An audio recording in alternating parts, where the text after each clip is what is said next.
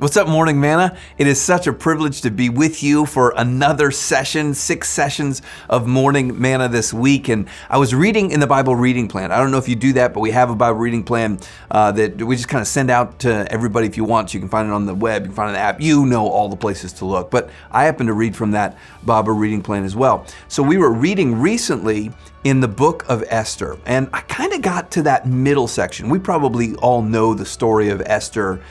She becomes the queen, and she's a Jew, but secretly a Jew because there is the specter of persecution and they've been scattered. So this is one of those really difficult times.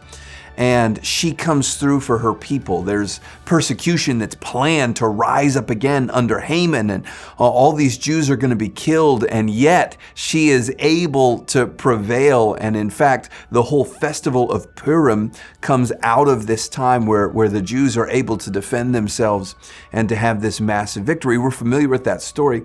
But as I read through, and I'm kind of thinking and will for the next several days of Esther, chapters 4 and 5. To me, that's kind of the crux moment of the whole story.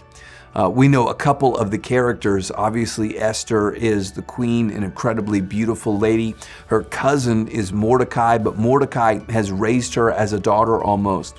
And so he's an advisor to the king, but he gets wind of this plot by Haman, that Haman wants to kill the Jews. And so Mordecai he's overcome. He puts on sackcloth and ashes. He's going to reach out in Esther chapter 4 to Esther to say, hey, you got to help the people. And so over the next several days, what I want to talk about is just some principles, some ideas, some biblical truths we can apply from this story for all of us. But one of the things that just stood out to me is the reality, and it's present in this story, and it's present through all of the scripture, and it's this idea that the people of God will be, always have been, actively opposed. In this particular setting, there is real threat to their life, but from the beginning of the Bible to the end of the Bible, we'll see this idea that spiritual warfare is real.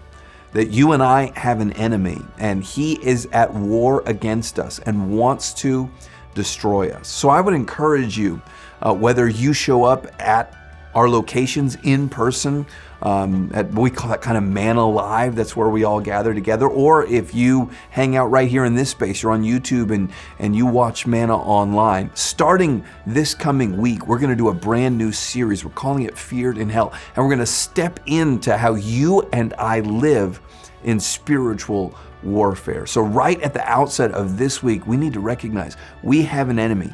We're going to face opposition. There's going to be spiritual warfare, and we have an answer. We have a God who wins. We can walk into everything he has for us. So make sure you check out that series. And remember, whether you realize it or not, you have an enemy. He's opposing you. God is authorizing you to win. God bless you, man, at church. See you tomorrow.